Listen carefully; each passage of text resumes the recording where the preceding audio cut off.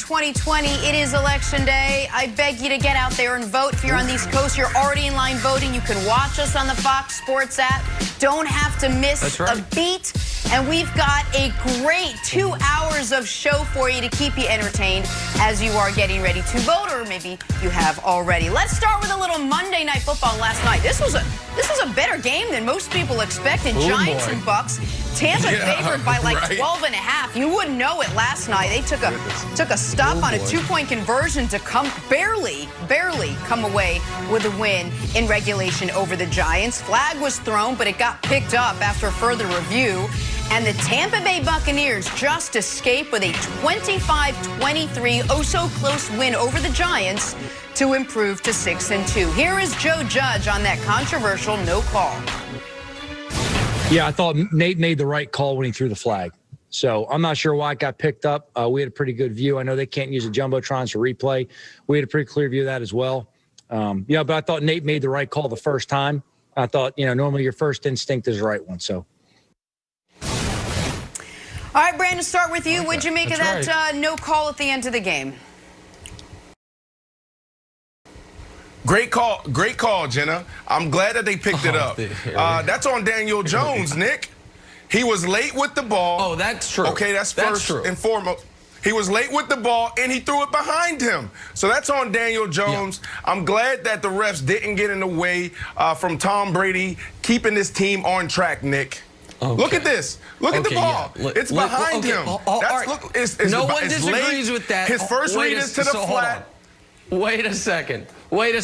Let's be fair here, because Brady drew a very, very important pass interference penalty on a ball. It wasn't as badly thrown as this, but the reason it was PI was because it was underthrown and Mike Evans had to go back to the ball. That happens a lot. That's right. Here's the deal, America. The Giants were going to lose anyway because Daniel Jones, their quarterback, their best case was a tie. You get to overtime, take knees, and hold on for dear life. So I don't think this decided the game.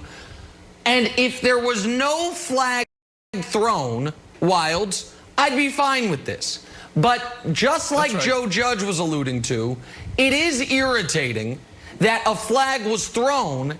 And in my mind, when a referee sees a penalty and throws a flag, the only reason that flag should then be picked up is if there's new information presented, like the ball was tipped at the line of scrimmage, therefore pass interference can't exist, or you didn't see another penalty in the illegal pick play, something like that. Bang, bang. When you see a bang-bang play and you throw the flag, then I think you have to stick with that call, Wilds. I wouldn't, to be clear, I wouldn't be here saying they should have thrown a flag had they never thrown the flag. But because they threw it, I don't know how you pick that up, Wilds. That's right. When you throw it and then you have your little conversation, what do you say? Like, it's either A, I accidentally threw it, or you just get sunned right in the little referee meeting where it's like, pick it up. Like, okay, I'll pick it up. Like, I had a better angle on it. No, you didn't. I threw the flag. And Brandon, I'm surprised you're not sticking up for wide receivers here. Just because the ball is not perfectly placed, you still have a right to make a play on the ball, don't you? This is on your guy. This is your team. This is on your guy. You need to talk to Daniel Jones and say, look, buddy, your first read is the flat. Why are you hesitating? Throw the flat right away, and now you're tying the game up. But he didn't do that. And then he also threw it behind the guy. Throw it out to the pylon. You are taught as the quarterback. These are the fundamentals. Brandon, throw this ball to the front pylon. Brandon, if that was you and the ball was thrown a little bit behind you, you would be okay and be like, it wasn't a pass interference. Granted, I didn't get a chance to make a play on the ball, but my buddy Jay Cutler can throw the ball 100 miles an hour, so it's not a big deal. I feel like you would be furious if this was you. Of course I'll be flopping. Of course I'll be asking the ref to throw the flag and it was a pass interference. Of course I would, but when you look at it on film, it's not a PI. It was a bang-bang play. He got there right away. He didn't. If he violently ran into the guy, then it's a different conversation, Nick. But that was not the case. This was a great no call. The flag. Oh, but it wasn't a no call. That's the problem. The problem is a flag was thrown and then they overturned it. And just Jenna quickly, Wild said, what happens in that conference? I think the third option is the most likely, which is in that conference, the refs get together and say, fellas, Picking this flag up sure would help Thomas Edward Patrick Brady. And, man, that's a guy that needs another break. So let's pick it up. Let's go home. Bucs it's win. Too early. Giants it's too lose. early. It's the first block. Let's not argue. Jenna, can we move on? Because I don't want to argue. Jenna. We are going to. I'm just saying. Regardless of what happened on that play, the Bucs, you got to look at this team and say, well, what happened here? Why was it even so close? Why are we even talking about that? Do you guys still think, Brandon, I'll ask you, the Bucs are contenders after just barely beating a team like the Giants? Well, first, before we even jump into that, I gotta admit that I was nervous watching this game.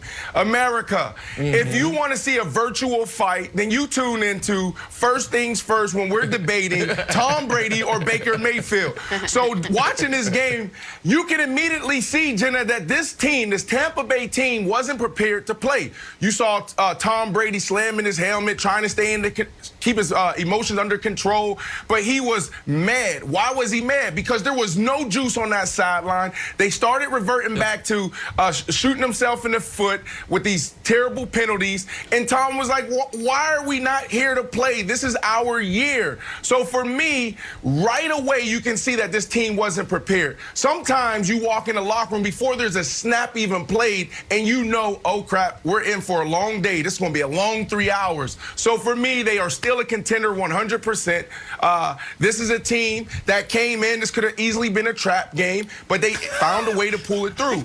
And now if you're Bruce Arians and Tom Brady, Nick, what you do is you go in and say, here's the standard. To be a champion, you practice and you play the same every single day. This is not it. Because there's not a lot of fans in the stands, because it's not, we're playing against the New Orleans Saints, don't mean we don't have juice. Yeah. Correct. I think it was very clearly a trap game for the Bucs because they do have the Saints next week, because they had that great fourth quarter against the Raiders. And normally I would just give a team a pass for that. But, and again, like Brandon said, not to start a fight, but I did learn last week that Tampa fixing its penalty problem, Brady gets credit for it. The unseasonably warm fall they're having in the Tampa area, Brady gets credit for. So certainly, Tom Brady gets credit or blame if a team's not fully ready to play. And the other thing I said last week, Wilds, is, and Wilds, I know you're not a guy that holds a lot of stocks. You're more of a Bitcoin guy, but follow me here. The Bucs stock price was going to be at its season-long high. And I expected it to start dropping a bit. And while last night it didn't fall off a cliff, it's a few dollars a share cheaper than it was a week ago. And when they lose to New Orleans on Sunday, it's going to drop even further. And when we're entering, the middle of December, and it's like, oh, this Bucs team's going to be 10-6, 11-5. They're a good, not great team. People are going to say, man, I sure wish I sold that stock when it was trading up right alongside the Chiefs price. So I'm not going to ding them, take them entirely off the tier they were at, but I do think this team that was being discussed as maybe the best team in football, we saw the best team in football play a terrible team from New York this weekend, and we saw what that game looked like, and we saw what this game looked like, Wilds. That's good. That's a good take. I'm still, if the Bucs stock continues to drop, I'll buy some. But right now, I'm happy. I'm happy with my position. Katanik, before we go to break, can we show the Brady slamming his helmet video real quick? Because Brandon, when I watched this, it reminded me of you when you said when you went to the sidelines and were frustrated, you knew that there were going to be a bunch of cameras on you. Because he's so mad, he's like, no, I'm not going to slam it. I'm not going to slam it. Yes, I am. I'll slam it here. I'm not going to slam it on like the helmet holders.